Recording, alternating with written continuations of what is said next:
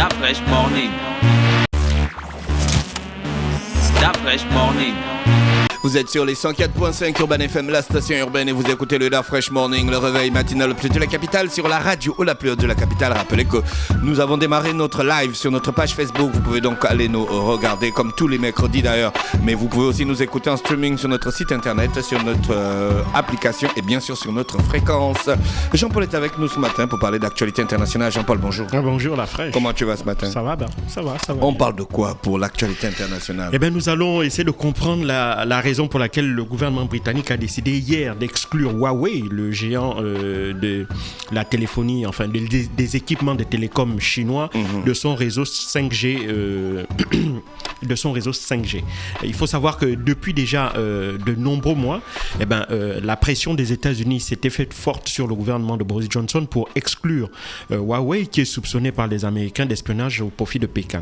Cette pression avait été aussi, bien entendu, été exacerbée par un certain nombre de députés conservateurs qui se battent aussi aux côtés du gouvernement américain pour essayer d'exclure Huawei de tout le marché des télécoms britanniques. Il faut savoir que Huawei est présent dans le Royaume-Uni depuis 20 ans, où il fournit à l'ensemble des opérateurs de téléphonie mobile et des télécommunications en général des équipements.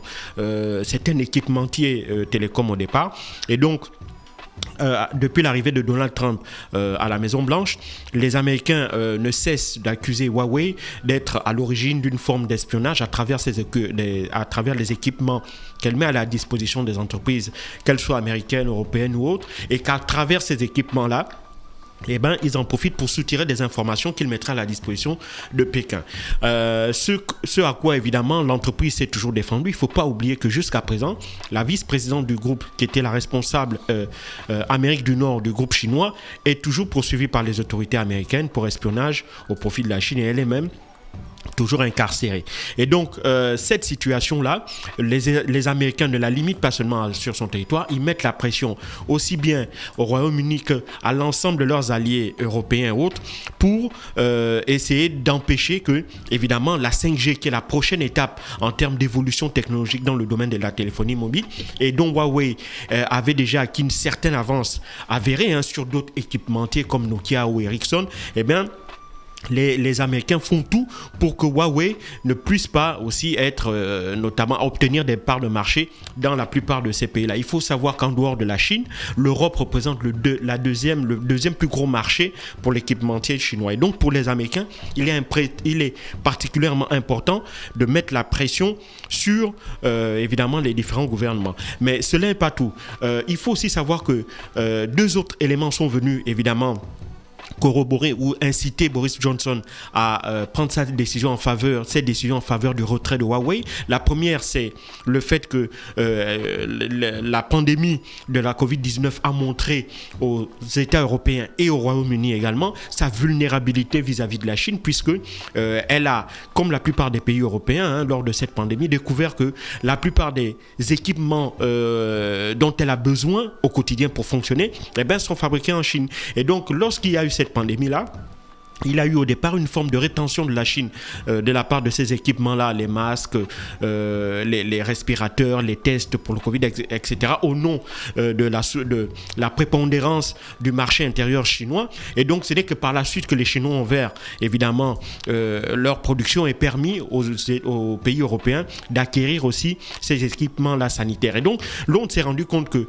après des années et des années de délocalisation de ce type de production-là, de masques, de produits ou d'équipements sanitaires, ils se sont rendus compte qu'ils étaient extrêmement dépendants de la Chine. Et donc, si une autre vague qui soit semblable à celle de la Covid-19, une épidémie sanitaire venait à frapper une fois de plus le Royaume-Uni, ils seraient une fois de plus vulnérables parce qu'ils n'ont pas la capacité, ils n'avaient plus la capacité de produire tous les biens dont ils avaient besoin pour faire face à ce type d'événement. Et puis, le deuxième élément qui est également venu conforter Boris Johnson dans sa volonté d'exclure Huawei de son réseau 5G, c'est le fait qu'il ne faut pas l'oublier, il y a 3 semaines, Pékin avait décidé de promulguer la loi sur la sécurité à Hong Kong. Il faut savoir que Hong Kong était une ancienne colonie britannique jusqu'en 1997.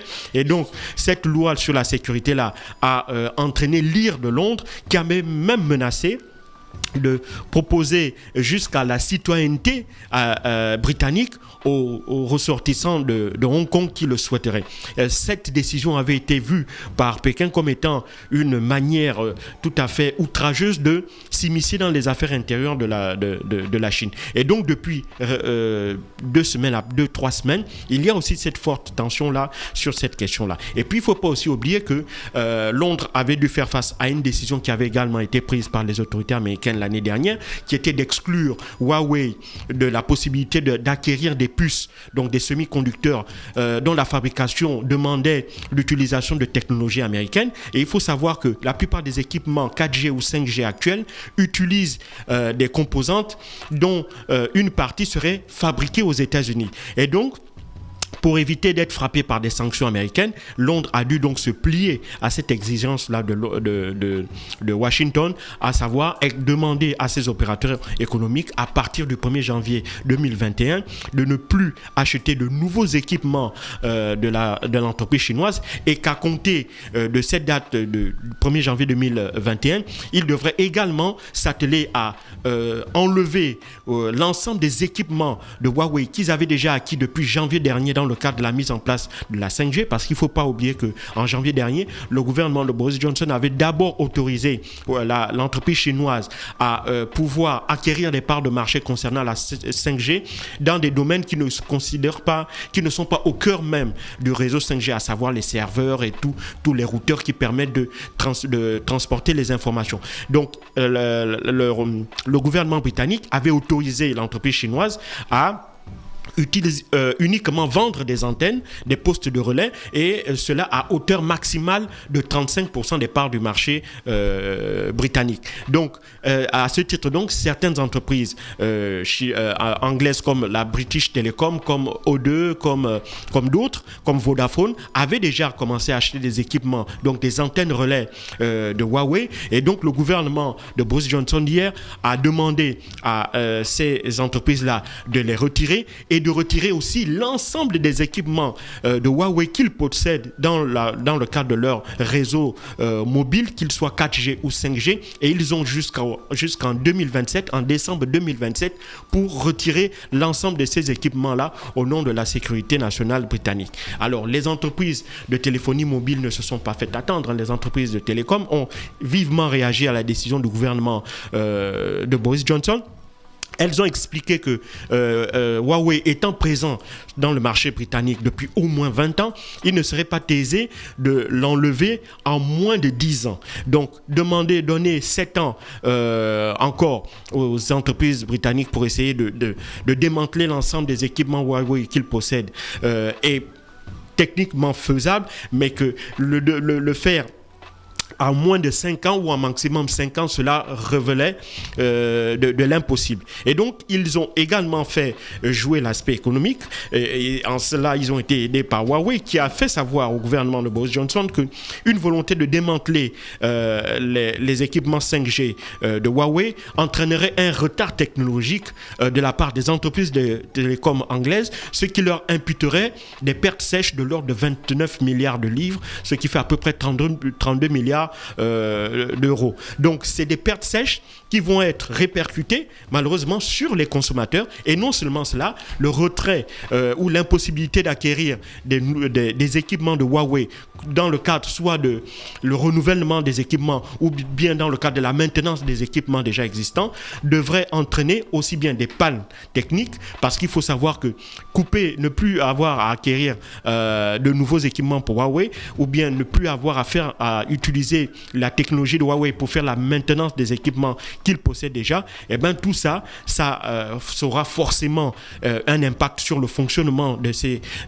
entreprises de télécommunications, et cela va avoir également un impact sur la qualité des services qu'ils offrent aux consommateurs britanniques. Il faut savoir déjà que British Telecom a d'ores et déjà expliqué à ses 24 millions d'abonnés de téléphonie mobile qu'à compter de l'année prochaine, donc du 1er janvier 2021, il aurait régulièrement les perturbations sur son réseau de téléphonie mobile, parce que plus de 80% de son parc informatique en termes d'équipement est de la marque chinoise Huawei. Donc, Tout ça, évidemment, les entreprises de téléphonie mobile ont pris acte, mais elles font savoir, elles ont expliqué que cette décision-là aurait un impact déjà pour elles, un impact sur la qualité de leur service, et puis un impact également sur le fonctionnement, enfin sur les partenaires et sur les clients de ces entreprises-là. Par contre, s'il y a une administration, s'il y a un gouvernement qui applaudit haut et fort des deux mains cette décision de Boris Johnson, c'est bien entendu c'est les États-Unis d'Amérique qui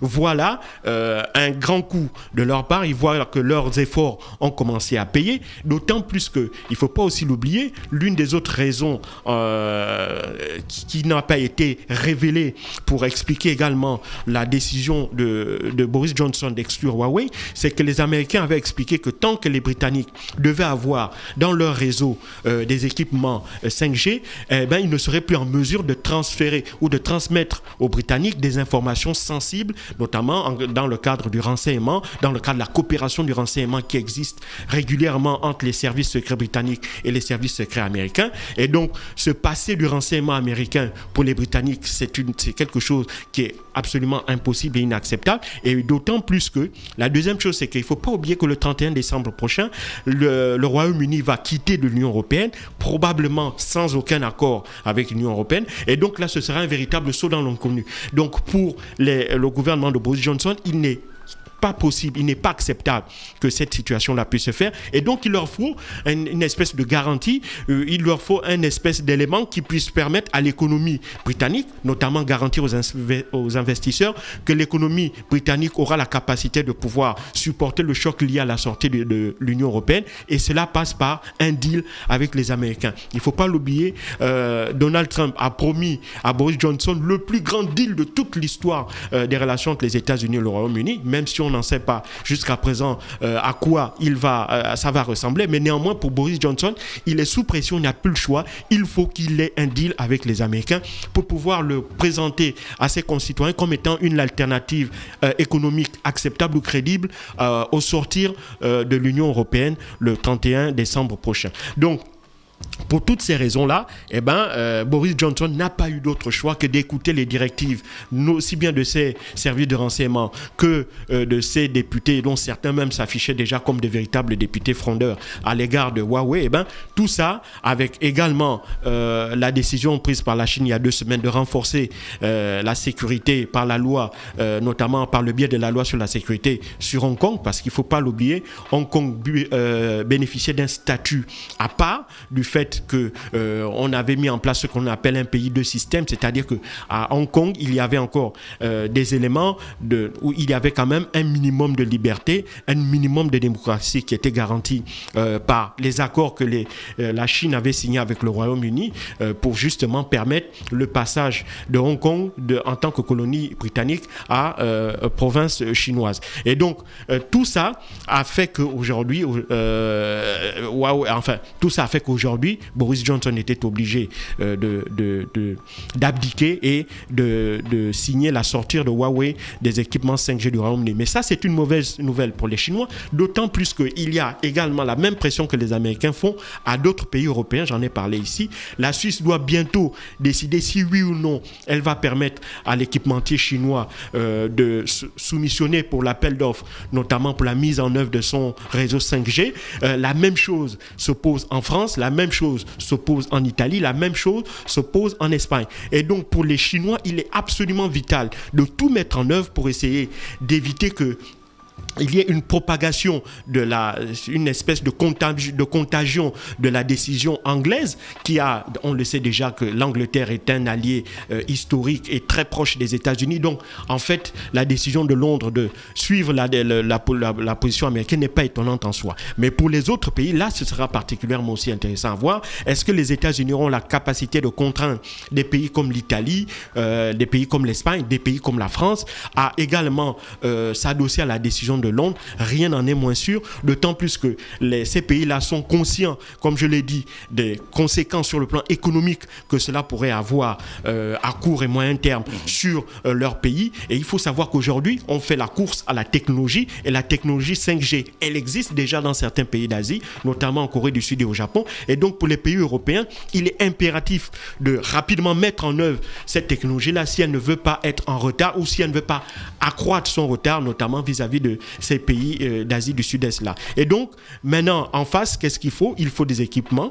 Et ces équipements, les seuls qui coûtent le moins cher et qui soient de la meilleure qualité possible, ce sont des équipements de Huawei, parce que cette entreprise chinoise connaît très bien le marché européen et a des équipements qui sont de meilleure qualité que ceux d'Ericsson ou de Nokia, pour ne pas les citer. Et donc, mais ces deux entreprises-là, par exemple, ont déjà fait savoir au Royaume-Uni qu'elles seront en capacité d'ici 1 ou 2 ans, si évidemment Huawei, s'il est confirmé, parce qu'il est clair que Huawei peut prendre des décisions, peut essayer de se battre au sein des instances, au sein de la justice britannique pour essayer d'invalider cette décision-là, même si les risques que cela puisse réussir sont extrêmement minces. Mais déjà là, il y a derrière des entreprises qui sont positionnées déjà et qui espèrent que la chute de Huawei va leur permettre de reconquérir ces marchés-là qu'ils avaient perdus depuis au moins une vingtaine d'années. Merci Jean-Paul qui revenait donc sur la bataille économique qui existe entre la Chine et les États-Unis pour la 5G. Restez connectés sur les 104.5 Urban FM,